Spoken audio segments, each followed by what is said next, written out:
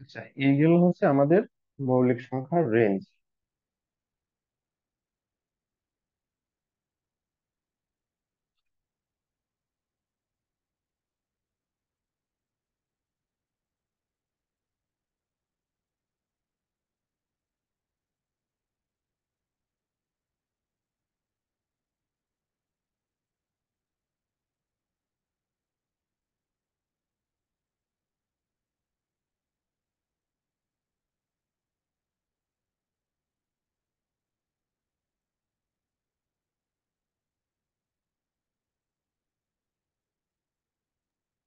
এখানে রেঞ্জ দেখলাম যে আমাদের 1 থেকে 10 পর্যন্ত মোট 4টা আছে, 11 থেকে 20 পর্যন্ত 2টা। এখন কোন রেঞ্জের মধ্যে কতগুলো আছে এটা কিন্তু আমরা খুব সহজে মনে রাখতে পারি অনেকটা মোবাইল নাম্বারের মতো করে। আমাদের রেঞ্জ তো আমরা জানি। এটা মনে রাখার কৌশল হচ্ছে এরকম: যদি আমরা মোবাইল নাম্বারের মতো মনে রাখতে চাই, 4 4 2 2 3 2 2 3 2 1। আমাদের কিন্তু এখানে খুব সুন্দর একটা প্যাটার্ন হয়েছে, প্রথমে 4 4 2 2 3, তারপরে আবার 2 2 3। তাহলে এখানে সুন্দর একটা প্যাটার্ন আছে। এই যে 4 4 2 2 3 2 2 3, তারপরে 2 1। 4 4 মানে 1 থেকে 10 পর্যন্ত 4টা মৌলিক সংখ্যা, তারপরে 11 থেকে 20 পর্যন্ত 4টা মৌলিক সংখ্যা। এরপরে 2 মানে 21 থেকে 30 এর মধ্যে আছে 2টা মৌলিক সংখ্যা। এই যে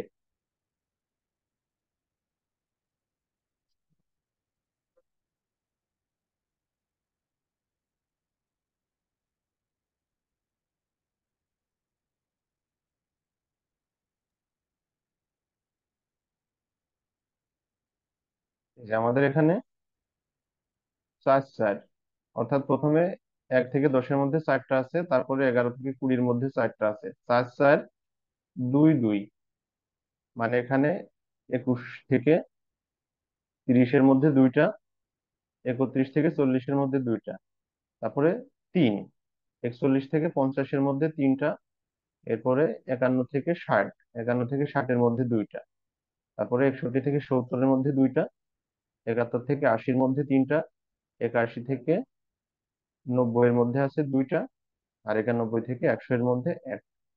তাহলে এই মনে রাখার কৌশল হচ্ছে 4 4 2 2 3 2 2 3 2 1।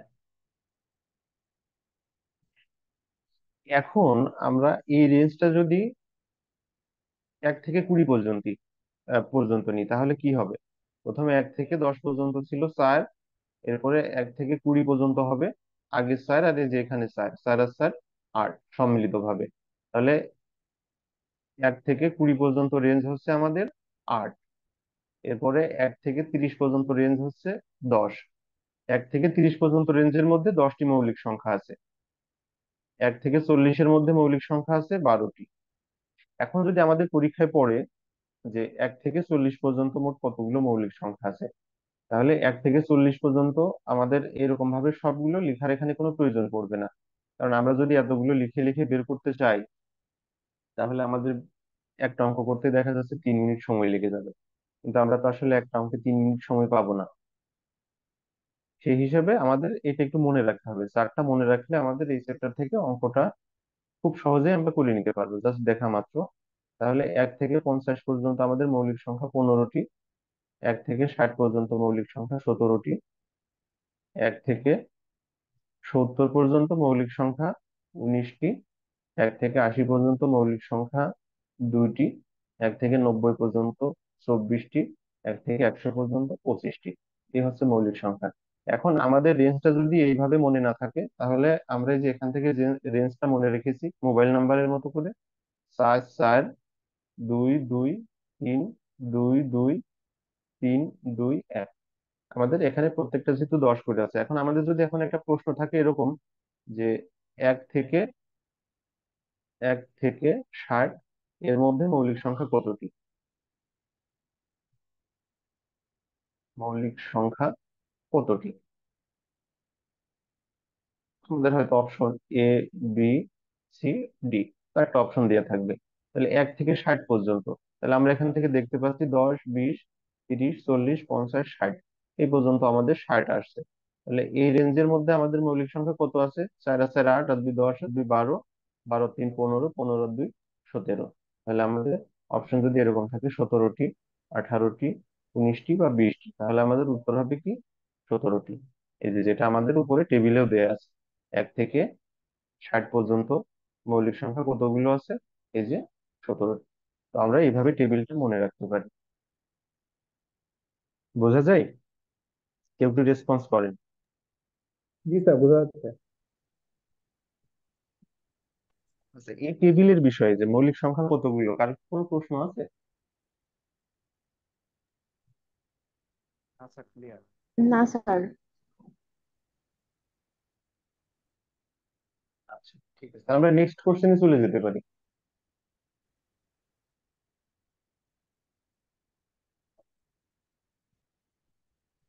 আচ্ছা, আমরা পরবর্তী একটা কোশ্চেন দেখি এখানে।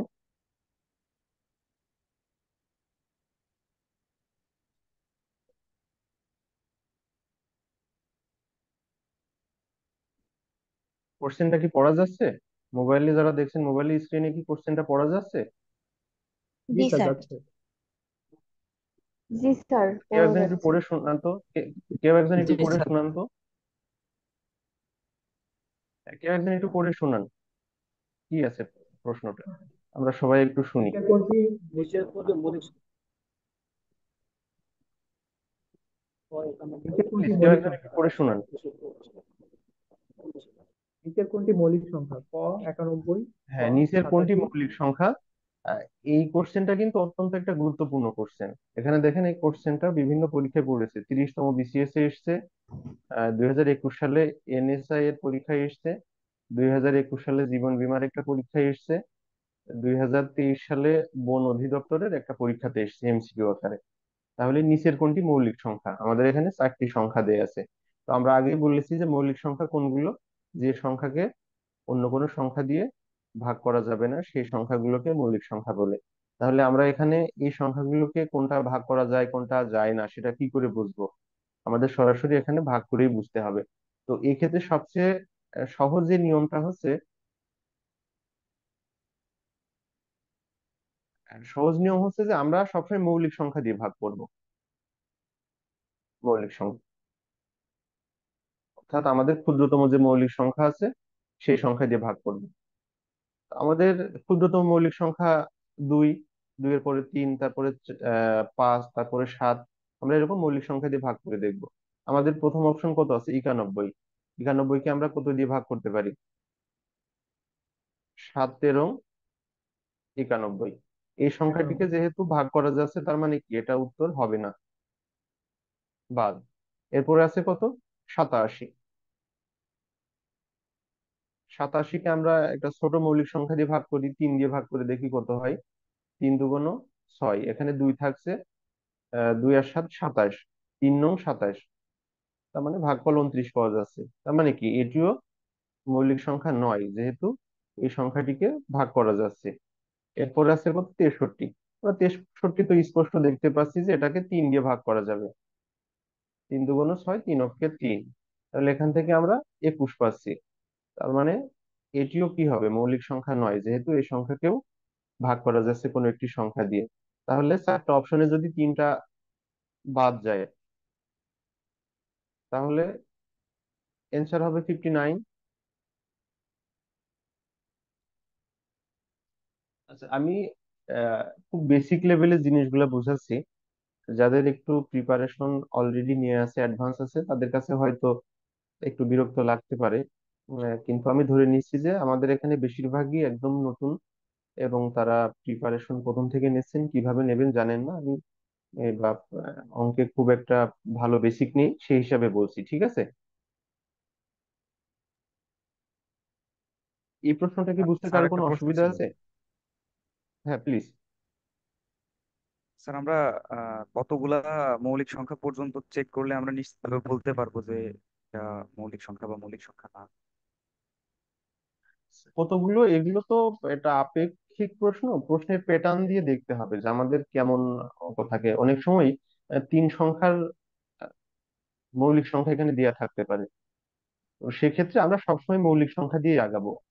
3, না হলে 5, না হলে 7, 9, 11, 13, 17, স্যার বলতে চাচ্ছিলাম আমরা কি 19। শুধুমাত্র মৌলিক সংখ্যা দিয়ে চেক করলে এটা আমরা সমাধান পেয়ে যাবো, তাই তো?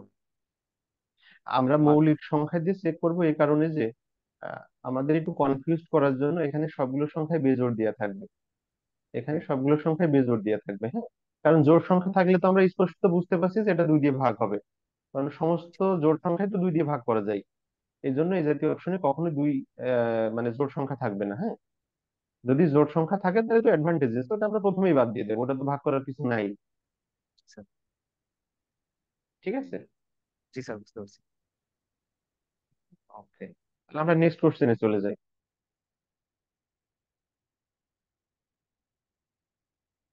আচ্ছা, পরের একটা কোশ্চেন, এই যে আমরা কিছুক্ষণ আগে যে টেবিলটা মুখস্থ করলাম বা দেখলাম, ওখানে বলেছি যে একটা রেঞ্জ দেওয়া থাকবে, সেই রেঞ্জের মধ্যে আমাদের মৌলিক সংখ্যা বের করতে হবে। তো আমাদের এখানে একটা রেঞ্জ আছে, এই যে 2 এবং 32-এর মধ্যে মৌলিক সংখ্যা কয়টি? এটি 24তম বিসিএস এ এসেছিল। 2 থেকে 24-এর মধ্যে, তো আমরা যে রেঞ্জটা দেখলাম আমাদের মৌলিক সংখ্যা কোন প্যাটার্নে ছিল? 4, 4, 2, 2, 3, 2, 2 এরকম ভাবে আগাচ্ছিলাম, তাই না? তো আমাদের এই রেঞ্জটা হচ্ছে, আমরা প্রথমে 2 থেকে 30 পর্যন্ত মনে মনে ধরে নিই। 2 থেকে 30, তাহলে 2 থেকে 30 পর্যন্ত আমাদের কয়টি মৌলিক সংখ্যা হবে? 2 তো থেকে 30 10টি। পর্যন্ত মৌলিক সংখ্যা 4 যোগ 4 যোগ 2। আচ্ছা, 30-এর পরে এখানে আরো দুইটা সংখ্যা আছে, একটা হচ্ছে 31 আর একটা হচ্ছে 32। আমাদের 32 তো এটি জোড় সংখ্যা, তার মানে এটি মৌলিক সংখ্যা না, কিন্তু 31 হচ্ছে মৌলিক সংখ্যা। তাহলে এর সাথে আর এক যোগ হবে, তাহলে 4, 4, 8 আর 2, 10 আর 1, 11। তাহলে আমাদের অপশন হবে 11। এখন আমরা এই অঙ্কটি যদি এইভাবে না করে এইভাবে করতে চাইতাম, তাহলে আপনারা দেখেন আমাদের কতটা সময় লাগতো এখানে। 2 থেকে 32 পর্যন্ত যদি আমরা প্রত্যেকটা এভাবে ভেবে ভেবে বের করা লাগতো, 2, 3, 5, 7, 11, 13, 17, 19, 23, 29, 31। এটা আবার গণনা করা লাগবে, 1, 2, 3, 4, 5, 6, 7, 8, 9, 10, 11। তার মানে অনেকটা সময় ব্যয় হয়ে যাবে, কিন্তু আমরা যদি এই প্যাটার্নটা মনে রাখতে পারি তাহলে দেখা মাত্র কয়েক সেকেন্ডের মধ্যে উত্তর করে দিতে পারবো। কারণ তখন আমাদের কি এটার এইভাবে করাও লাগবে না, জাস্ট আমরা দেখা মাত্র মনে মনে হিসাবটা করে নিতে পারবো, 4, 4, 1, 2 আর পরে 1। কারণ আমরা এগুলো যখন প্র্যাকটিস করবো, বারবার এই অঙ্কগুলো প্র্যাকটিস করলে এগুলো আমাদের মানে দেখা মাত্রই আমরা অ্যান্সারে পৌঁছে যেতে পারবো, যদি প্র্যাকটিস থাকে। ঠিক আছে। আমি এখানে এরকম একটা অঙ্ক নিয়েছি, কিন্তু এরকম বহু অঙ্ক পরীক্ষায় আসে, বিসিএস এ না, বিসিএস এর বাইরেও বাইরেও আরো যেগুলো আছে, নন ক্যাডার আছে, বা আরো অন্যান্য 10 বা 11তম যে গ্রেড গুলো আছে, এই জাতীয় প্রশ্নগুলো থেকে থাকে। আমি একটা প্রশ্ন নিয়েছি, বাকিগুলো আপনারা আপনাদের মতো করে প্র্যাকটিস করে নেবেন। আমি নেক্সট আরেকটা কোশ্চেনে যাই।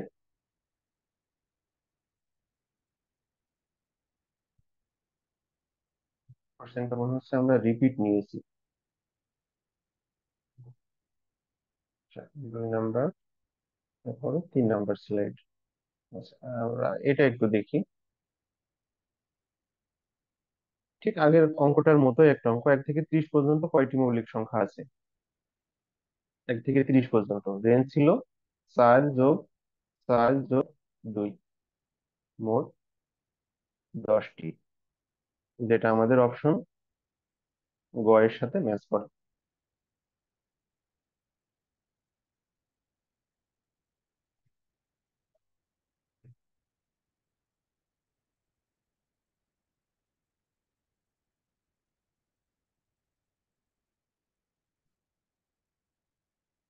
আচ্ছা, এর পরের প্রশ্নে আমরা চলে যাই। পরে আমাদের যে প্রশ্নটি আছে, 6 নাম্বার কোশ্চেন।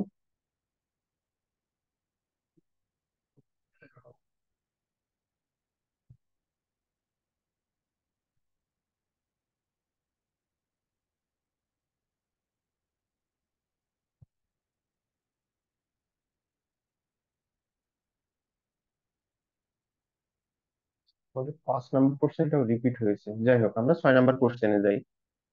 6 নাম্বার কোশ্চেনটা কেউ একজন একটু পড়েন দেখি। 10 থেকে 60 পর্যন্ত যে মৌলিক সংখ্যাগুলোর একক স্থানীয় অঙ্ক নয় তাদের সমষ্টি কত? আমাদের এখানে এই অঙ্কটি আছে যে 10 থেকে 60 পর্যন্ত যে মৌলিক সংখ্যাগুলোর একক স্থানীয় অঙ্ক নয় তাদের সমষ্টি কত। এই অঙ্কটি বাংলাদেশ টেরিফ কমিশনের একটা পরীক্ষায় 2018 সালে পড়েছে। এরপরে জিও বিভাগের একটা পরীক্ষায় 2021 সালে পড়েছে। এরপরে রেল মন্ত্রণালয়ের একটা পরীক্ষায় 2011 সালে পড়েছে। অঙ্কটি বেশ গুরুত্বপূর্ণ একটা অঙ্ক।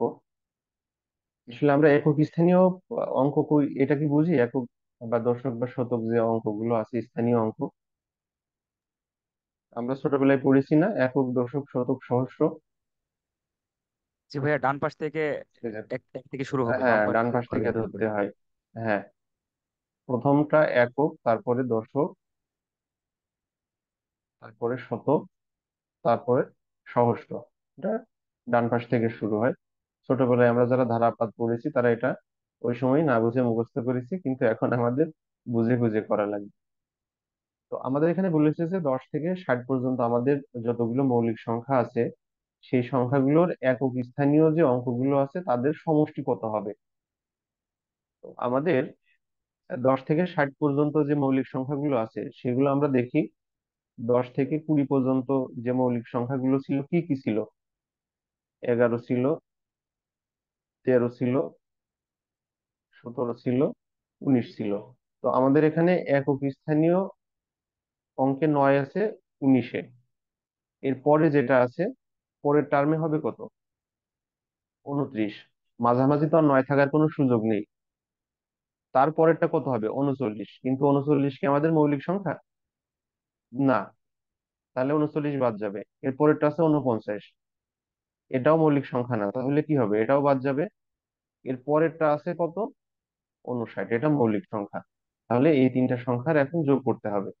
আমরা অঙ্কটা আরেকটু বুঝি যে 10 থেকে 60 পর্যন্ত যে মৌলিক সংখ্যাগুলোর একক স্থানীয় অঙ্ক নয় সেই মৌলিক সংখ্যাগুলোর সমষ্টি কত। তাহলে আমাদের প্রথম কাজ হবে যে একক স্থানে 9 আছে এরকম মৌলিক সংখ্যা কতগুলো আছে সেই সংখ্যাগুলো বের করে নেওয়া। তো আমাদের 10 থেকে 60 পর্যন্ত একক স্থানে 9 আছে এরকম সংখ্যা মোট তিনটি আছে: 19, 29 এবং 59। এই তিনটা সংখ্যা যোগ করলে যা হবে সেটাই আমাদের নির্ণেয় উত্তর। তো আমরা এই তিনটা সংখ্যা যোগ করলে এখানে কত পাবো?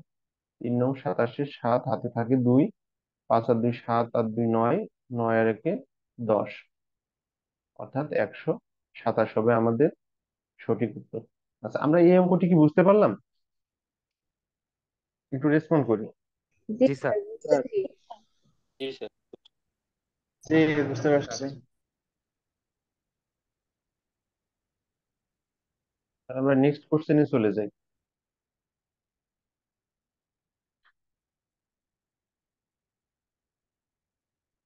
আমাদের পরবর্তী যে কোশ্চেনটি আছে এখানে বলা হয়েছে 60 থেকে 80 এর মধ্যবর্তী বৃহত্তম ও ক্ষুদ্রতম মৌলিক সংখ্যার অন্তর কত। 60 থেকে 80 এর মধ্যবর্তী বৃহত্তম এবং ক্ষুদ্রতম মৌলিক সংখ্যার অন্তর কত। আচ্ছা, 60 এবং 80 এর মধ্যে ক্ষুদ্রতম মৌলিক সংখ্যা কত হবে?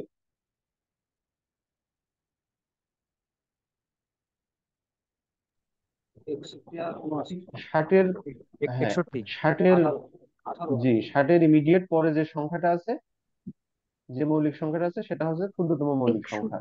61। আর সর্বোচ্চ আহ, মানে বৃহত্তম যেটা সেই মৌলিক সংখ্যাটা কত হবে? 79। 79। 80, 80 79। 79। 80 এবং তাহলে 80। হ্যাঁ, 79। তাহলে এই দুইটার অন্তর বের করতে বলেছে। অন্তর মানে বিয়োগ। তাহলে এখানে থাকছে কত? 18। তাহলে আমাদের উত্তর হবে অপশন গ নাম্বার।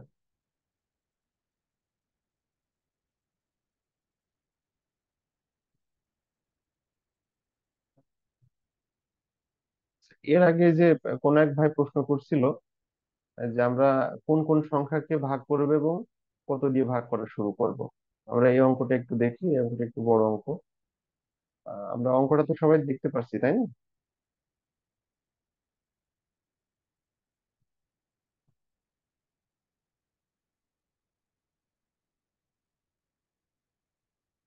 এই অঙ্কটি কে কে করতে পারবে?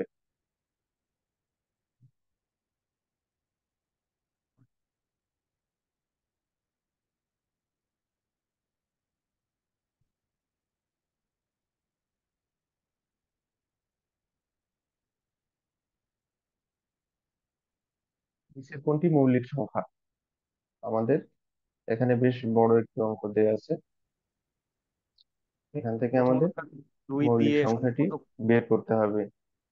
প্রথমত দুই দিয়ে ভাগ করে চেক করবো আমরা। সম্ভবত দুই দিয়ে কোনোটাই ভাগ যাবে না, না। আমরা দুই দিয়ে ভাগ করব না। আমরা দুই দিয়ে ভাগ করব না, সেটা আমরা প্রথমে বলেছি যে দুই দিয়ে ভাগ করব না, এই জন্য যে দুই দিয়ে যদি ভাগ করা যায় তাহলে সেই সংখ্যার শেষে অবশ্যই কি থাকবে? জোড় সংখ্যা থাকবে। এখানে কোনো জোড় সংখ্যা নেই, তার মানে কি আমরা কোনোভাবেই তিন কোনো থেকে জোড় সংখ্যা দিয়ে ট্রাই করব না। আমরা বেজোড় সংখ্যা দিয়ে ট্রাই করব।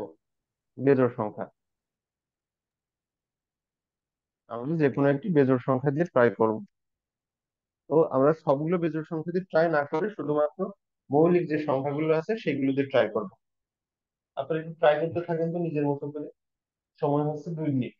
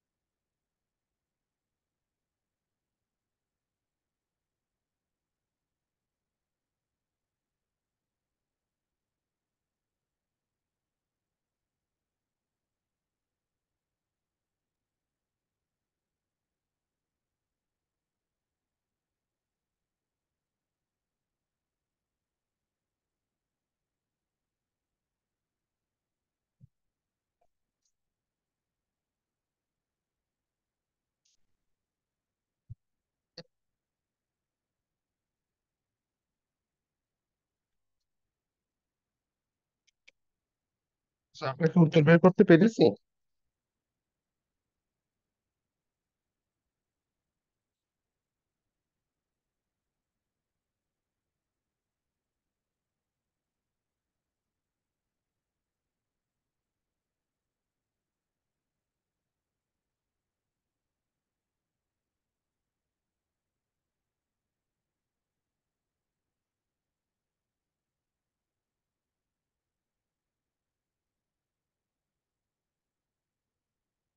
আচ্ছা, আমরা প্রথম সংখ্যাটিকে যদি একটি মৌলিক সংখ্যা দিয়ে ভাগ করি তাহলে কত হয়? 263 ভাগ, সংখ্যাটি যেহেতু বড় আমরা একটু বড় সংখ্যা দিয়ে মনে মনে ধরে নিই, আমরা যদি 11 দিয়ে ভাগ করি তাহলে কত হয় দেখেন তো। 11 দিয়ে কি এটা ভাগ করা যাবে?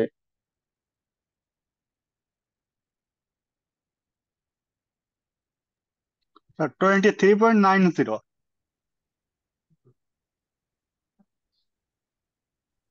আমরা 11 দিয়ে ভাগ করলে মানে আমাদের এটা পূর্ণ সংখ্যা হচ্ছে না, তার মানে আমরা এখানে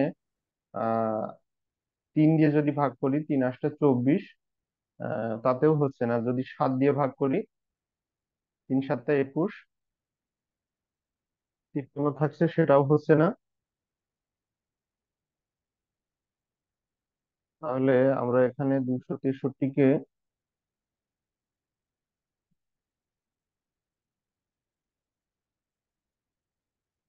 আমরা যদি এটাকে 17 দিয়ে ভাগ করি তাহলে কত হয়? 263 ভাগ 17,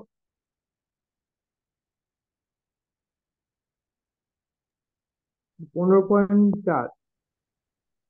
15.4। তাহলে কি তাতেও উত্তর আসছে না, তাই না? আসসালামু আলাইকুম স্যার। ওয়ালাইকুম আসসালাম। স্যার এখানে শুধু গ নম্বরটাই ভাঙ্গা যাবে স্যার, 253 কে স্যার। 11 23 কে, আর বাকি তিনটা ভাঙ্গা যাবে না স্যার। ভাঙা যাবে না, তাহলে আমার এখানে প্রশ্নটা জি নিতে স্যার, একটু ভুল হয়েছে স্যার, মানে ভুল নিচের হয়েছে, তাই না? কোনটি মৌলিক এখানে সংখ্যা হবে নয়, নিচের কোনটি এটাই মৌলিক হবে সংখ্যা স্যার। নয়। ইয়েস, হ্যাঁ, থ্যাংক ইউ। নিচের কোনটি মৌলিক সংখ্যা নয়, তার মানে আমাদের এই সংখ্যাটি শুধুমাত্র ভাঙা যাবে আর বাকিগুলো ভাঙা যাবে না। তো আমরা যদি এটাকে 11 দিয়ে ভাগ করি, 253 ভাগ 11, 11 দুগুণ 22, 3 11 33, এটা শুধুমাত্র 11 দিয়ে ভাগ করা সম্ভব হচ্ছে, বাকিগুলো সম্ভব হচ্ছে না। তার মানে আমাদের নিচের মৌলিক সংখ্যা 9 হচ্ছে 253। আচ্ছা, এটা আরেকটা শর্টকাট আছে। মানে আমরা কিভাবে বের করতে পারি সেই নিয়মটা হচ্ছে যে আমাদের এখানে যতগুলো সংখ্যা দেয়া থাকবে সেখান থেকে একটি কাছাকাছি পূর্ণবর্গ সংখ্যা নিয়ে নিতে হবে। এখন কাছাকাছি একটি পূর্ণবর্গ সংখ্যা হয় কত? এই যে সংখ্যাগুলো আছে, এখানে সবচেয়ে বড় সংখ্যা হচ্ছে 263, আর এরপরে আছে 256। এই দুইটার মাঝে কাছাকাছি একটা পূর্ণ সংখ্যা হচ্ছে 256, যেটা পূর্ণবর্গ করলে কত হয় মান? 16। তো আমরা সেই ক্ষেত্রে এই 16-র কাছাকাছি একটা সংখ্যা দিয়ে আমরা ভাগ করে দেখতে পারি কোনটা হয়। আমাদের এখানে 16-র কাছাকাছি যে সংখ্যা আছে সেটা হতে পারে কত? আহ পূর্ণ সংখ্যা বের করতে হবে। 16-এর ছোট কাছাকাছি যে মৌলিক সংখ্যাগুলো আছে সেগুলো 13 আছে, তারপরে 11 আছে, 9 আছে, এইভাবে আমরা প্র্যাকটিস করতে থাকবো। তো মৌলিক সংখ্যা নিয়ে সরাসরি এর বাইরে খুব একটা অঙ্ক পড়ে না। আমরা যেগুলা এখন দেখলাম আপনারা এই রিলেটেড কিছু প্র্যাকটিস করতে থাকবেন, এইগুলো প্র্যাকটিস করলেই হবে। এখন এর বাইরে আমরা কিছু অঙ্ক দেখবো, যে এর বাইরে আর কি কি ধরনের অঙ্ক থাকতে পারে। আমরা এর বাইরে যদি এখন একটা অঙ্ক দেখি সংখ্যা রিলেটেড।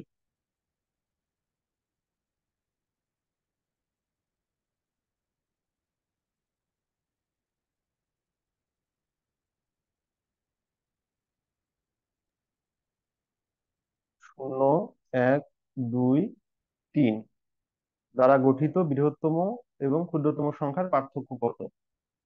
0, 1, 2, 3 এই সংখ্যাগুলো দ্বারা গঠিত বৃহত্তম এবং ক্ষুদ্রতম সংখ্যার পার্থক্য কত?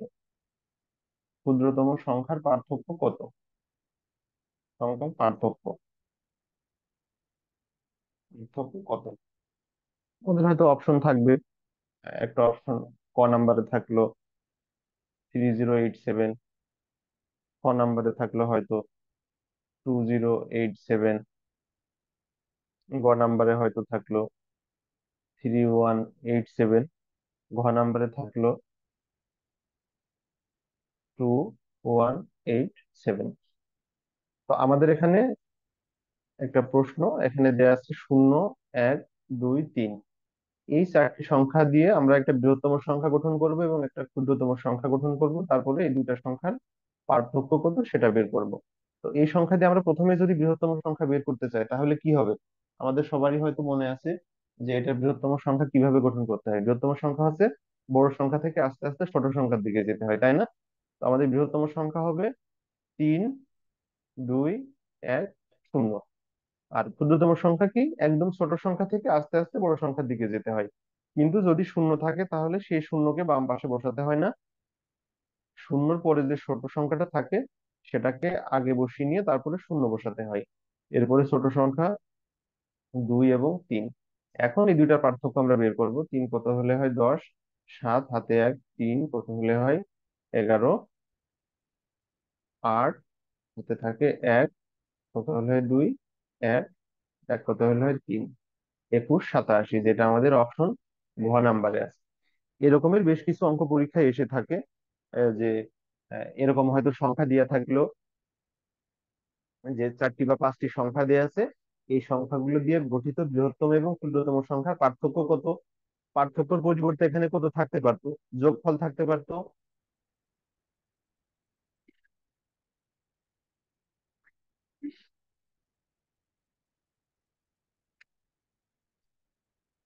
আচ্ছা, কোনো একটা অ্যানাউন্স হচ্ছে।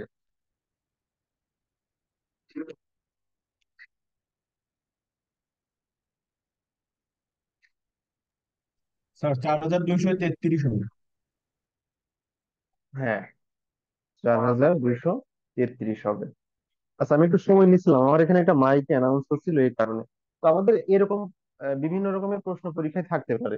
হয়তো এরকম থাকলো যে 5 অঙ্কের ক্ষুদ্রতম সংখ্যা, 5 অঙ্কের ক্ষুদ্রতম সংখ্যা, 5 অঙ্কের ক্ষুদ্রতম সংখ্যা এবং 4 অঙ্কের বৃহত্তম সংখ্যা। 4 অঙ্কের বৃহত্তম সংখ্যা, এই দুইটার মধ্যে পার্থক্য কত? বৃহত্তম, 5 অঙ্কের ক্ষুদ্রতম এবং 4 অঙ্কের বৃহত্তম, এই দুইটা সংখ্যার মধ্যে পার্থক্য কত হবে? তাহলে আমাদের 5 অঙ্কের ক্ষুদ্রতম সংখ্যা মানে কত? 1 দিয়ে 4টা শূন্য।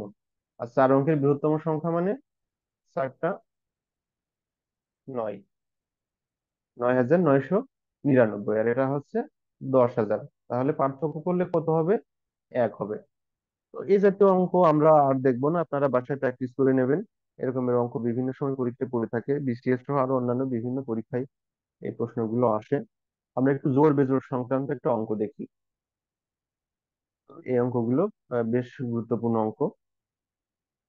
আহ, আমরা এখানে একটা প্রশ্ন যদি এরকম থাকে, আমি প্রশ্নটা এখানে একটু লিখি যে যদি এন একটি জোড় সংখ্যা হয়, যদি এন একটি জোড় সংখ্যা হয়, জোড় সংখ্যা হয়, তবে নিচের কোনটি জোড় সংখ্যা হতে পারবে না? তবে নিচের কোনটি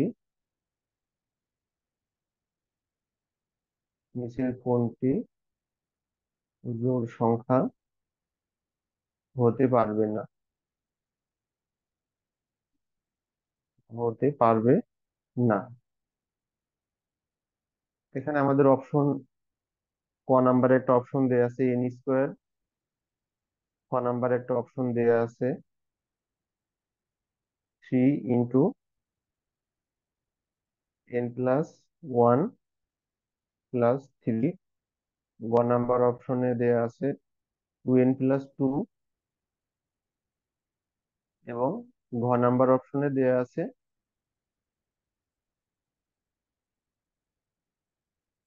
2n+3, 2n+3।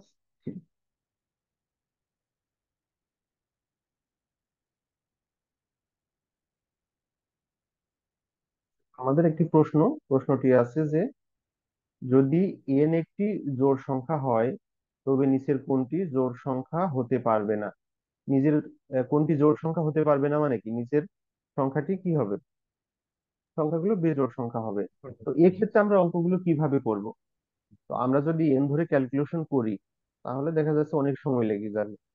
সেক্ষেত্রে করণীয় যা, যে এন এর মান একটি বাস্তব সংখ্যা ধরে নিতে হয়। এন এর মান একটি স্বাভাবিক সংখ্যা, এন এর মান একটি স্বাভাবিক সংখ্যা ধরে নিতে হয়। তো এন যেহেতু বলা হয়েছে এটি একটি জোড় সংখ্যা, তাহলে আমরা কি করতে পারি? এন সমান ধরতে পারি আমরা 2, 4, 6, 8, 10, ইচ্ছা মতো যে কোনো একটি সংখ্যা ধরে নিতে পারি, যেহেতু এটি একটি জোড় সংখ্যা। তো আমরা সবসময় সবচেয়ে ছোট সংখ্যা দিয়ে অঙ্কগুলো করব। ছোট সংখ্যা ধরলে কি হয়, অঙ্কগুলো খুব ছোট হয়। বড় সংখ্যা ধরলে সেগুলো ক্যালকুলেশন করতে বড় হয়ে যায়। তাহলে নিচের কোনটি জোড় সংখ্যা হতে পারবে না? এখন আমরা যদি 2 এর বর্গ করি তাহলে কি হবে? 2 × 2 = 4, এটি কি হচ্ছে? জোড় সংখ্যা হচ্ছে, তার মানে কি এটি অ্যান্সার 9। এরপরে যে সংখ্যাটা আছে, এখানে যদি আমরা 2 ধরি, তাহলে 2 এর সাথে 1 যোগ করলে 3, 3 × 3 = 9, 9 এর সাথে 3 যোগ করলে কত হয়? 12 হয়। 12 কি একটি জোড় সংখ্যা, তাহলে কি হবে? এটিও উত্তর হবে। এবার গ নাম্বার অপশন, আমরা এন এর মান যেহেতু 2 ধরেছি, 2 × 2 = 4, 4 আর যোগ 2 সমান কত? 6, এটিও জোড় সংখ্যা, এটিও বাদ। আমাদের এই 4টা অপশন থেকে যেহেতু 3টা অপশন অলরেডি বাদ হয়ে গেল, আমাদের ঘ নাম্বার অপশন কি আর পরীক্ষা করার কোনো প্রয়োজন আছে? আমাদের কি মনে হয়, আমাদের কি ঘ নাম্বার না স্যার, অপশন পরীক্ষা করার কোনো প্রয়োজন আছে? না স্যার, আপাতত প্রয়োজন নেই। আমাদের এক্ষেত্রে আর ঘ নাম্বার অপশনের পরীক্ষা করার প্রয়োজন নেই, কারণ 4টা অপশনে যদি 3টা বাদ চলে যায়, তাহলে নিশ্চিত 4 নাম্বারটাই উত্তর হবে, স্বাভাবিক। তো আমরা অনেক সময় করি কি, যে আমি বুঝতে পারছি এভাবে করে 3টা বাদ চলে গেছে, এটাও আমরা হয়তো আবার ক্যালকুলেশন করে দেখতে পারি। দেখি, দেখার কোনো প্রয়োজন পড়ে না আসলে, কারণ আমরা তো দেখতেই পাচ্ছি যে আমাদের এই 3টা বাদ, তাহলে উত্তর এটা।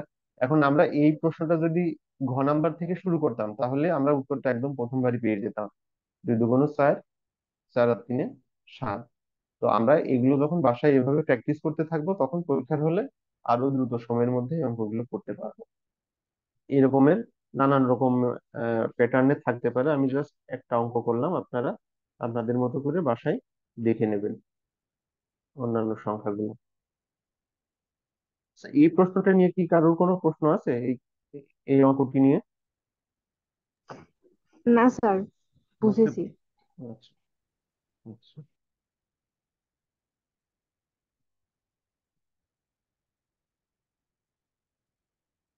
এই প্যাটার্নের আরেকটা অঙ্ক আমরা একটু দেখি, হ্যাঁ। আহ, এই অঙ্কগুলো প্রায় পরীক্ষায় পড়ে। এম ও এন বিজোড় সংখ্যা।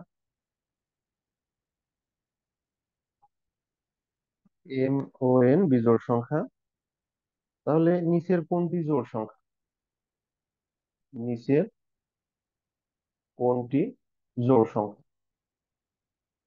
নিচের কোনটি জোড় সংখ্যা? আমাদের অপশন, এ নাম্বার একটা অপশন আছে এম এন, বি নাম্বার একটা অপশন আছে M N plus one, C number একটি অপশন আছে M N plus two, D number একটি অপশন আছে এম এন প্লাস ফোর।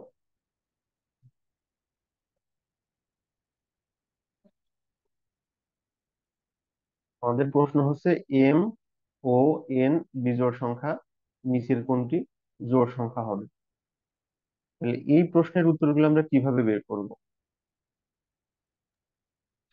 আমরা একটা জিনিস আগের একটু লক্ষ্য পদ্ধতি। করি, এম এবং এন দুইটি বিজোড় সংখ্যা হবে, তাহলে আমরা একটাকে 3 ধরি আর একটাকে 5 ধরি, এই দুইটাই বিজোড় সংখ্যা।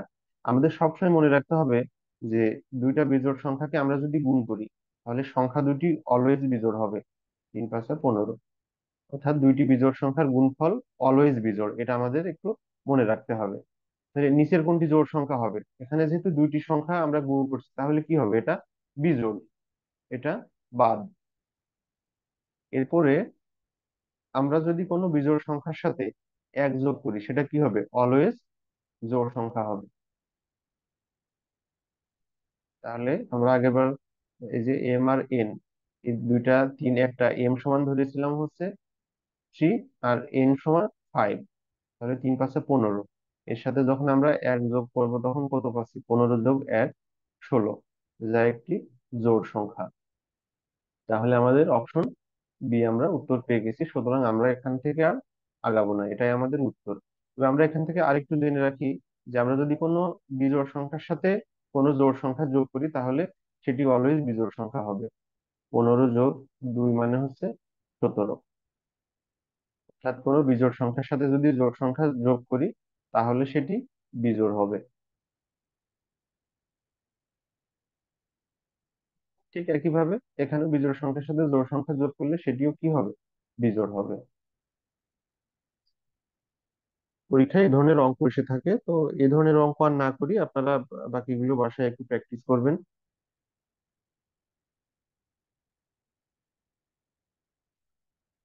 আমাদের সরাসরি এই যে কিছু কিছু সংখ্যার ক্ষেত্রে অঙ্ক আসে, যে সাপোজ একটা অঙ্ক হয়তো এরকম থাকলো যে √7 দেয়া থাকলো, আমাদের অপশনে হয়তো ক নাম্বার থাকলো মূলদ সংখ্যা, ক নাম্বারে থাকলো আহ মৌলিক সংখ্যা, মৌলিক সংখ্যা, গ নাম্বার হয়তো অপশন থাকলো যে একটি অমূলদ সংখ্যা, অমূলদ সংখ্যা, হয়তো ঘ নাম্বারে থাকলো যে কোনোটি নয়, কোনোটি নয়। অঙ্কটি ছোট মনে হচ্ছে কিন্তু এ ধরনের অঙ্ক পরীক্ষায় মাঝে মাঝে পড়ে। আমাদের অঙ্কটি দেওয়া আছে √7 আর অপশন দেওয়া আছে মূলদ, মৌলিক সংখ্যা, অমূলদ, কোনোটি নয়। আমরা একদম প্রথমে যে জিনিসটা দেখেছি, আমরা বলেছি যে পূর্ণবর্গ নয় এরকম সংখ্যাকে যদি বর্গমূল করা হয় তাহলে সেই সংখ্যাটা কি হবে? অমূলদ সংখ্যা হবে। সুতরাং অপশন কি হবে? এটি একটি অমূলদ সংখ্যা। এই অঙ্কটি বিভিন্ন সময় পরীক্ষায় পড়েছে। উপসহকারী প্রকৌশলীর পরীক্ষা 2011 সালে পড়েছে, এরপরে উপজেলা মহিলা বিষয়ক অধিদপ্তরে পড়েছে, এরপরে বিভিন্ন মন্ত্রণালয়ের সহকারী প্রোগ্রামার পদে অঙ্কটি করেছে। অঙ্কটি ছোট হলেও কিন্তু খুব গুরুত্বপূর্ণ।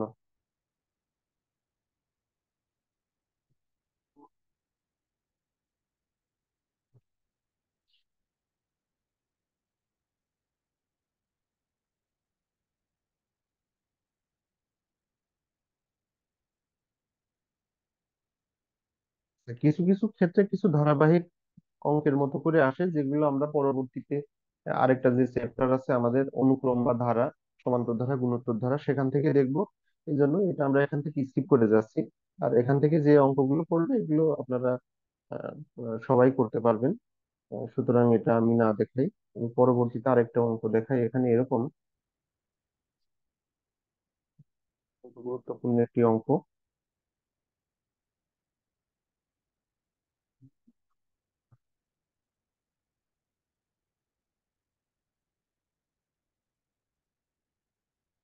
আমাদের সাপোজ একটা প্রশ্ন এরকম দেওয়া থাকলো যে পরপর তিনটি সংখ্যার গুণফল 120।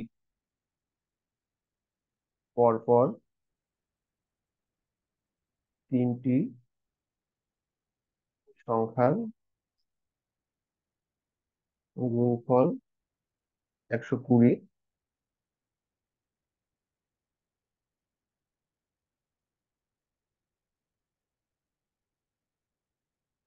সংখ্যা তিনটির যোগফল কত? যোগফল কত? আমাদের অপশন: ক নাম্বারে আছে 12, খ নাম্বারে 14, গ নাম্বারে 15, ঘ নাম্বারে 9। ঘ নাম্বারে 9। আমাদের এই উত্তরটি আমাদের এখন বের করতে হবে, যে আমাদের পরপর তিনটি সংখ্যা দেওয়া আছে যার গুণফল হবে 120। সংখ্যা তিনটির যোগফল কত? এখন কোন তিনটি সংখ্যার গুণফল 120 হয়, এটা আমরা কিভাবে বের করব? এটা বের করার একটা উপায় হচ্ছে যে আমাদের এখানে যে সংখ্যাটি থাকবে, অঙ্কটি যদি একটু কঠিন হয় তাহলে কি করব, ছোট অঙ্কগুলো এটা আমরা মুখে মুখে করতে পারবো, কিন্তু আমি জাস্ট আপনাদের নিয়মটা শিখিয়ে দিচ্ছি যে আপনারা এই জাতীয় অঙ্কগুলো কিভাবে করবেন। এই সংখ্যাটিকে প্রথমে ভেঙে নিতে হবে লসাগু করে। 60, তারপরে 30, তারপরে 2 দিয়ে দিলে 15, তারপরে 3 দিয়ে দিয়ে 5। এরপরে আর দেয়া যায় না, পরপর তিনটি সংখ্যা হতে হবে। পরপর তিনটি সংখ্যা সেক্ষেত্রে কত হতে পারে?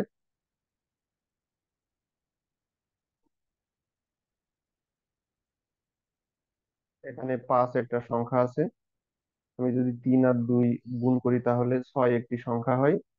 2 আর 2 গুণ করলে 4 হয়। তাহলে আমাদের এখানে কি কি পাচ্ছি? 4 একটি সংখ্যা, এখানে 5 একটি সংখ্যা, এবং 6 একটি সংখ্যা। তাহলে কি আমাদের এই তিনটা পরপর সংখ্যা হচ্ছে 4, 5, 6। তাহলে এখন আমরা একটু গুণ করে দেখি যে আসলেই হয় কিনা। 4 গুণন 5, 4 5 20, গুণন 6, মানে 6 20 120। তাহলে আমাদের পরপর সংখ্যা তিনটি হচ্ছে 4, 5 এবং 6। তো এই তিনটি সংখ্যার যোগফল কত হবে? 5 আছে 9, 9 আর 6 15, যেটি আছে আমাদের অপশন গ নাম্বারে।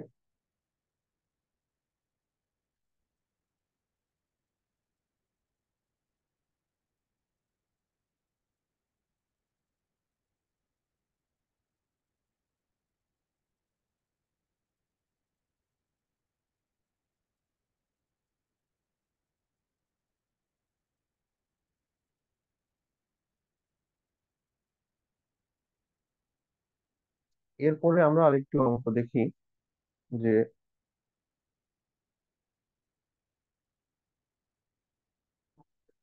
1056 এর সাথে সর্বনিম্ন সর্বনিম্ন কত যোগ করলে, সর্বনিম্ন কত যোগ করলে যোগফল 23 দ্বারা নিশেষ বিভাজ্য হবে? নিশেষ বিভাজ্য হবে, বিভাজ্য হবে। এই প্রশ্ন আমাদের এখানে অপশন আছে এ নাম্বারে 2, বি নাম্বারে 3, সি নাম্বারে 18, ডি নাম্বারে 21। তো আমরা এখানে প্রশ্নটা একটু দেখি। আমাদের এখানে প্রশ্নটি হচ্ছে যে 156 এর সাথে সর্বনিম্ন কত যোগ করলে যোগফল 23 দ্বারা নিঃশেষ বিভাজ্য হবে। এই অঙ্কগুলো আমরা কিভাবে করব? সর্বনিম্ন কত যোগ করলে যোগফল নিঃশেষে বিভাজ্য হবে।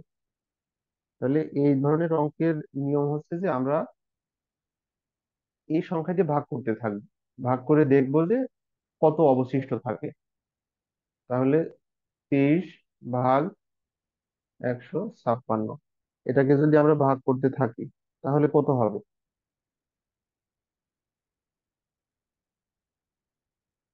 আমাকে একজন ভাগ করতে থাকেন, ভাগ করে করে আমাকে বলেন যে কত হয়।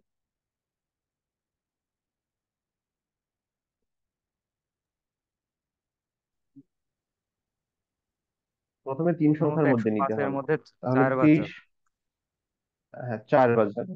আমরা এখানে 4 দিই, 3 4 12, 2 হাতে থাকে 1, 4 2 18, 9 92। তাহলে বিয়োগ করলে কত হবে এখানে? 3, আর এখানে থাকছে 1। তারপরে থাকছে, আমরা এবার 6 নামিয়ে নিয়ে আসবো 136। এবার কত দিয়ে দেব? 5 দিয়ে। 5। আমরা যদি 5 এখানে দিয়ে। 5 নিই তাহলে হবে 3 5 15, 15 5 নামে হাতে থাকে 1, 5 2 10 আর 1 11। এটা বিয়োগ করলে থাকছে কত? 1 21। এখন আমাদের এখানে যদি 21 না হয়ে 23 হতো তাহলে কি হতো? আমরা এখানে একবার দিতে পারতাম, তাই না? অর্থাৎ এখানে একবারে 6 বার নিতে পারতাম, তাহলে এটা কি হতো? বিশেষ বিভাজ্য হতো। কিন্তু আমাদের এখানে আছে কত? 21। তো আমাদের এখানে যদি 23 হতো তাহলে আমরা এটা ভাগ করে ভাগশেষ 0 পেতাম। তাহলে 21-এর সাথে কত যোগ করলে সেটা 23 হয়? তাহলে 23 বিয়োগ 21 সমান 2। অর্থাৎ এই সংখ্যাটির সাথে আমরা যদি 156 যোগ 2 যোগ করি তাহলে এই 158, এই সরি 1058, এই 1058 সংখ্যাটি 23 দ্বারা নিঃশেষে বিভাজ্য হবে। এরকম বিভিন্ন রকম অঙ্ক পরীক্ষায় এসে থাকে। তো এই অঙ্কটা বুঝতে কি কারোর অসুবিধা আছে? আপনাদের কারোর বুঝতে অসুবিধা থাকলে প্রশ্ন করতে হবে, হ্যাঁ। যদি মনে হয় যে আমি বুঝতেছি না কিন্তু সংকোচ করে প্রশ্ন যদি না করি তাহলে এই ক্লাসগুলো করা কিন্তু বৃথা হয়ে যাবে, ঠিক আছে? আপনাদের যদি কারো কোনো প্রশ্ন থাকে তাহলে প্রশ্ন করতে হবে। যেহেতু কেউ প্রশ্ন করছেন না তার মানে আমি বুঝে নিচ্ছি যে আপনারা সবাই বুঝতে পারছেন। আমরা প্রায় ক্লাসের শেষের দিকে চলে আসছি, আর খুব বেশি সময় কন্টিনিউ করা লাগবে না, এর মধ্যে আমাদের শেষ হয়ে যাবে। আর এটার উত্তর 2 হবে নাকি 21 হবে? না, এটার উত্তর হবে হচ্ছে 2। সর্বনিম্ন কত যোগ করতে হবে? আমাদের এখান থেকে তো আমরা বিয়োগ করে 21 অবশিষ্ট পেয়েছি। এখন এই 21-এর সাথে যদি 2 যোগ করি তাহলেই এই সংখ্যাটি নিশেষে বিভাজ্য হবে। ও আচ্ছা আচ্ছা আচ্ছা। মানে 21 যোগ করলেও নিঃশেষে বিভাজ্য হইতো কিন্তু। জি, আমরা যদি 2 যোগ করি তাহলে কি সেটা 23 হয়ে যাচ্ছে। আর 23 সমানে কি সেটা আরেকবার ভাগ করা, আর আমরা আরেকবার যদি ভাগ করতে পারি তার মানে কি সেখানে 0 থাকছে। নিশেষে বিভাজ্য মানে কি এটা ভাগশেষ 0 থাকবে। জি স্যার। নিঃশেষ বিভাজ্য কথাটার অর্থ হচ্ছে এখানে ভাগশেষ 0 থাকবে। আরেকটা অত্যন্ত গুরুত্বপূর্ণ অঙ্ক দেখি, এ ধরনের বিভিন্ন সংখ্যা দিয়ে পরীক্ষায় মাঝে মাঝে এসে থাকে।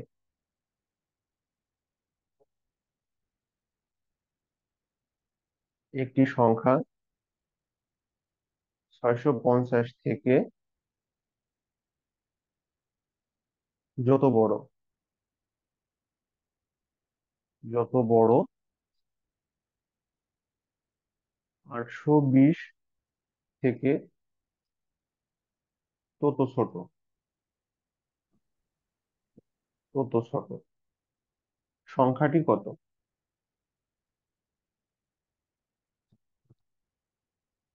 সংখ্যাটি কত? এই আমাদের একটি প্রশ্ন দেওয়া আছে। যে একটি সংখ্যা 650 থেকে যত বড় হবে 820 থেকে তত ছোট হবে, সংখ্যাটি কত? আমাদের এই জাতীয় অঙ্ক কখনো রিটেন পরীক্ষায় আসে না, সুতরাং আমরা এই ধরনের অঙ্ক করার জন্য রিটেনের জন্য চিন্তা করব না। এই অঙ্কের একটা সুন্দর শর্টকাট আছে। যদি এরকম কোনো অঙ্ক থাকে তাহলে এই দুইটা সংখ্যা যোগ করতে হবে। সবগুলোর জন্য একই রকম নিয়ম প্রযোজ্য। 650 820 ভাগ 2, এর এভারেজ বের করলেই অঙ্কটি হয়ে যাবে। এর এভারেজ কত হবে? আমরা এখানে এভারেজ করলে হবে হচ্ছে 0, 5 আর 2 7, 8 আর 6 14, 1470। ভাগ 2, 7 2 14, 35, 735। তাহলে সেক্ষেত্রে উত্তর হবে 735। একটি সংখ্যা 650 থেকে যত বড় 820 থেকে ঠিক তত ছোট। এখন এই অঙ্কগুলো যদি আমরা লিখিতভাবে করতে চাই তাহলে আমরা যদি ধরে নিই সংখ্যাটি সমান হচ্ছে এক্স,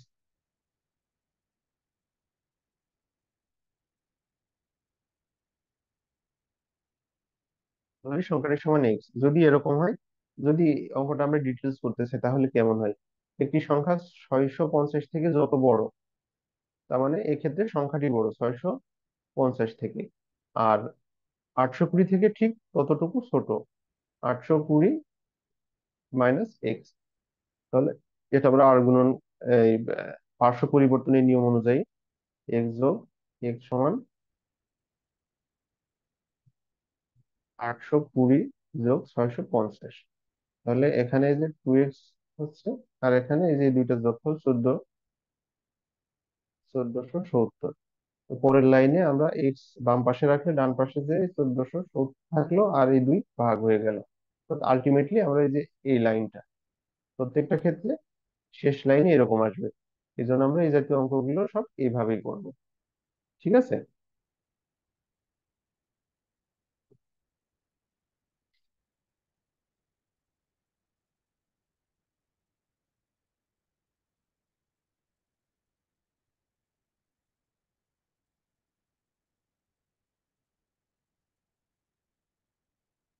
এখন বীজগণিতের কিছু সূত্র প্রয়োগ করে সাধারণত সমীকরণের মাধ্যমে কিছু কিছু অঙ্ক এসে থাকে।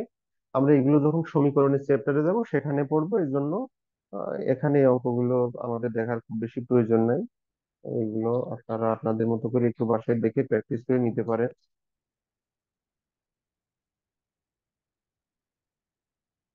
আমরা একটা অঙ্ক দেখি। অঙ্কটি এরকম যে একটি সংখ্যার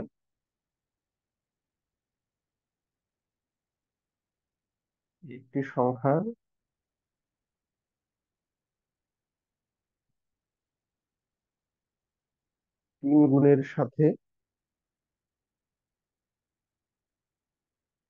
দ্বিগুণ যোগ করলে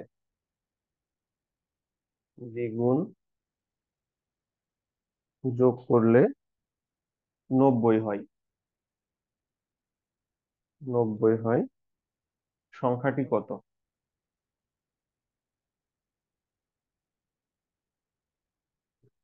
সংখ্যাটি কত? ক নাম্বারের অপশন হচ্ছে 12, খ নাম্বারের অপশন 14, গ নাম্বারের অপশন 15, ঘ নাম্বারের অপশন হচ্ছে 18। তো একটি সংখ্যা এর 3 গুণের সাথে দ্বিগুণ যোগ করলে যোগফল 90 হয়, সংখ্যাটি কত? আমরা ধরে নিই একটি সংখ্যা হচ্ছে এক্স, এর 3 গুণ মানে 3x, 3 গুণের সাথে দ্বিগুণ যোগ করব। তো এক্স এর দ্বিগুণ মানে 2x, যোগ করলে সংখ্যাটি কত হবে? 90 হবে। এখানে 3 আর 2 5x সমান 90, বা x সমান 90/5 সমান 5 18 90। তাহলে উত্তর কত হচ্ছে? 18। এখন এই অঙ্কটা যদি আমরা একটু শর্টকাট ওয়েতে করতে চাই তাহলে কিভাবে করতাম অঙ্কটি? আমরা তো যেটা করলাম এটা ব্রড নিয়মে, এটা আমাদের খাতায় ক্যালকুলেশন করতে হবে। তো অঙ্কটি আমরা যদি দেখি, এখানে একটি সংখ্যা সংখ্যাটির 3 গুণ, এর সাথে যোগ করব দ্বিগুণ। তাহলে মোট কয় গুণ হচ্ছে? 3 আর 2 5 গুণ। তাহলে সংখ্যাটির 5 গুণ সমান কত হবে? 90। তাহলে আমাদের নিচের কোন সংখ্যার সাথে 5 যোগ করলে, সরি, 5 গুণ করলে 90 হবে? একবারে 5 18 90। আমাদের এই অঙ্কগুলো খাতায় ক্যালকুলেশন করা লাগবে না। অ্যাকচুয়ালি আমাদের প্রিলিমিনারিতে যে অঙ্কগুলো পড়ে, 15টি অঙ্ক, এই 15টি অঙ্কের অন্তত 10 থেকে 11টি অঙ্ক তাই ক্যালকুলেশন করার প্রয়োজন পড়ে না, মুখে মুখে। এই যে আমি যেটা বললাম, এরকম ভাবে মুখে মুখে উত্তর বের করা সম্ভব। কিন্তু এগুলো একটু টেকনিক্যালি জিনিসগুলো বুঝে বুঝে বাসায় প্র্যাকটিস করতে হবে, হঠাৎ করে একবারে যে পরীক্ষা হলে সম্ভব না। কারণ আমরা একটা অঙ্ক করার জন্য দেখা যাচ্ছে সর্বোচ্চ 20 থেকে 22 সেকেন্ড সময় দিতে পারবো। এর চেয়ে বেশি দিলে তো আমরা অন্যগুলো কভার করতে পারবো না। তো আমাদের একটা অঙ্ক যদি 20 থেকে 25 সেকেন্ডের মধ্যে করতে হয়, তাহলে আমরা পরীক্ষার হলে আসলে অঙ্কগুলো ক্যালকুলেশন করে উত্তর বের করা আমাদের জন্য কঠিন হয়ে পড়বে। এই জন্য আমাদের নিয়মগুলো জেনে প্র্যাকটিস করতে করতে এমন একটা অবস্থায় আসতে হবে যেন আমরা অঙ্কগুলো দেখলে মুখে মুখে উত্তর বলে দিতে পারি। এই যেমন এই অঙ্কটা, এটি আসলে আমাদের খুব বেশি লাগলেও 3 থেকে 4 সেকেন্ড উত্তর দেখতে করতে লাগবে। আমি তো এখানে এই একটি অঙ্ক দেখলাম, এরকম বিভিন্ন সংখ্যা চেঞ্জ করে আসতে পারে। কোন সংখ্যা 3 গুণের সাথে 3 গুণ যোগ করলে কত হবে, সেখানে দেখা যাচ্ছে যে এই সংখ্যাটা হয়তো চেঞ্জ করে দিল। কিন্তু আমাদের নিয়মটা সেম থাকবে। এই নিয়মে যদি আমরা এই অঙ্কগুলো দেখতে পারি, তাহলে কয়েক সেকেন্ডের মধ্যেই এই অঙ্কগুলো আমরা করতে পারবো। এর বাইরে আর তেমন কিছু এই চ্যাপ্টারে নাই। যা কিছু আছে আপনারা বাসায় একটু দেখলেই বুঝতে পারবেন। আর কারো যদি কোনো কোশ্চেন থাকে, তাহলে আপনারা গ্রুপে সেটা লিখে দিতে পারেন। কেউ না কেউ পারবে, সে হয়তো সেটার অ্যান্সার করার চেষ্টা করবে।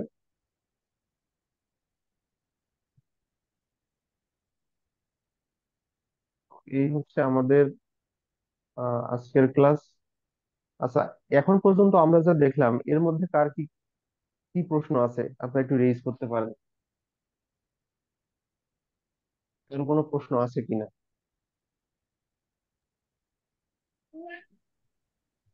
স্যার, এক মৌ- মৌলিক সংখ্যা নিয়ে যে উদাহরণটা দিয়েছে, মানে হ্যাঁ, মৌলিক সংখ্যা চেনার যে উপায়টা ছিল আমাদের, পি বাই কিউ আকারে প্রকাশ করা যাবে এবং কিউ জিরো হতে পারবে না। না, ওইটা কিন্তু মৌলিক সংখ্যার ক্ষেত্রে না, ওটা হচ্ছে মূলদ সংখ্যার ক্ষেত্রে। সরি সরি, মূলদ সংখ্যার মূলদ ওটাই বলছি। সংখ্যা, জি এক জি। ভাইয়া বললো হ্যাঁ, পায়ের ব্যাপারটা 22/7। এখন 22/7 তো পি বাই হুম। কিউ আকারে প্রকাশ করা যাচ্ছে এবং কিউটাও জিরো না, ক্ষেত্রে এটা অমূলদ কিভাবে হচ্ছে? না না, আমি বলি, আমাদের পায়ের মানটা আমরা 22/7 আকারে প্রকাশ করছি। এটা আমরা একটা লিমিটেড সংখ্যা পর্যন্ত ধরে নিচ্ছি, শুধুমাত্র অঙ্ক করার সুবিধার্থে। ঠিক আছে, জি। শুধুমাত্র অঙ্ক করার সুবিধার্থে। পায়ের মান হচ্ছে অসীম। পায়ের মান হচ্ছে 3.1416 অথবা 22/7। আমরা শুধু এইটুকু নিই। ঠিক আছে, এটুকু আমরা অঙ্ক করার সুবিধার্থে নিই। কিন্তু পায়ের মান এটা অসীম, চলতেই থাকবে, কখনোই শেষ হবে না। এই জন্য মানে এটা এটি অ্যাকচুয়ালি বাইশ মূলদ বাই সংখ্যা সাত নয়। না? না, এটা জাস্ট আমরা আচ্ছা অঙ্ক করার জন্য এটা লিমিটেড পর্যন্ত নিয়ে নিচ্ছি। এখন আমরা একটা অঙ্ক করার জন্য তো আমরা অত বড় সংখ্যা পরীক্ষায় লিখে এটা গুণ করে সম্ভব না। এই জন্য আমরা একটা মান এই পর্যন্ত নিয়ে নিয়েছি। জি স্যার। ঠিক আছে। স্যার, আরেকটা ব্যাপার একটু বলার ছিল। আমাদের হ্যাঁ, কি প্লিজ। কোনো মেসেঞ্জার গ্রুপ খোলা সম্ভব? মেসেঞ্জার গ্রুপ স্যার, একটু সমস্যায় পড়ে বলতেছি, কারণ আপনারা চাইলে একটু নিজেদের মতো করে খুলে নিতে পারেন। আসলে আমার অত সময় হবে না, হ্যাঁ, এত কিছু মেনটেন করা আমার অতটা আপনি যদি সময় হবে না। গ্রুপ খোলার অনুমতি দিতেন, তাহলে আমাদের মধ্য থেকে এখান থেকে কেউ ক্লাসের লিঙ্ক বা প্রয়োজনে আপনারা, লাইভে হ্যাঁ, জয়েন। নিজেরা নিজেরা উদ্যোগী হয়ে নিজেদের মতো একটা গ্রুপ খুলে নিতে পারেন, সেখানে নিজেরা গ্রুপ স্টাডি করলেন, নিজেদের মতো করে করতে পারেন। আর আমার নিজেরও কিছু গ্রুপ আছে, সেগুলো আমি পরে লিংক দিয়ে দেবো, গ্রুপের লিংক দেবো, আপনারা সেখানেও জয়েন হয়ে সেখানেও দিতে পারেন। আমার ফেসবুকে আমার একটা গ্রুপ খোলা আছে, আমার একটা পেজ আছে, ইউটিউবে চ্যানেল আছে, আমি এগুলো লিংক দেবো, আপনারা পরে জয়েন হয়ে নিন। হ্যাঁ, স্যার, আসসালামু আলাইকুম স্যার। আমি- হ্যাঁ, ওয়ালাইকুম সালাম, প্লিজ। স্যার, আমি ম্যাথের বিষয়ে একটা কথা বলতে চাচ্ছি যে আমাদের 4 নম্বর হ্যাঁ। যে ম্যাথটা করানো হয়েছে স্যার আপনার জি স্লাইডে, সেখানে জি। অ্যান্সার আপনি 11 বলছিলেন স্যার, মানে ওখানে হয়তো একটু মিস্টেক হয়েছে, যে 2 এবং 32-এর মধ্যে। স্যার হুম এখানে যেহেতু মধ্যে বলছে স্যার, তো মধ্যে যদি বলা হয় তাহলে হুম 2 বাদ যাবে না স্যার? হুম। যদি থেকে হয়তো তাহলে হয়তো মনে হয় 2 ধরা যেত, আমার মতে আর কি স্যার। সেক্ষেত্রে অ্যান্সার 10 হওয়ার কথা স্যার। আমি আবার গুগলে সার্চ করেও দেখলাম এই কোশ্চেনের অ্যান্সার, সেখানেও 10 দেয়া আছে। এখানে মধ্যে আর থেকের পার্থক্যের জন্য হয়তো বা এরকম অ্যান্সার আসছে স্যার।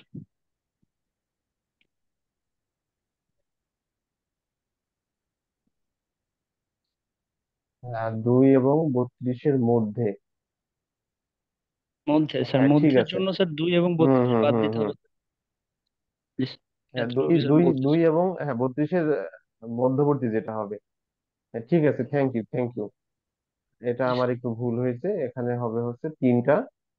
তাহলে 3+4+2+1, 4 আর 2 6 আর 3 9 আর 10। তাহলে সেক্ষেত্রে আমাদের অপশন আসছে হচ্ছে গ নাম্বারটা। জি স্যার। জি। ঠিক আছে, থ্যাংক ইউ। জি স্যার। তানভীর, তাই জি তো? জি স্যার, তানভীর। হ্যাঁ। কোন department? Sir tourism and hospitality management বিভাগ, শিক্ষাবর্ষ 19-20 স্যার। 19-20। Thank you Tanvir. জি স্যার। আচ্ছা, আর কার কোনো ওয়েলকাম স্যার। প্রশ্ন আছে? তাহলে আমরা শেষ করে দিতে পারি নাকি?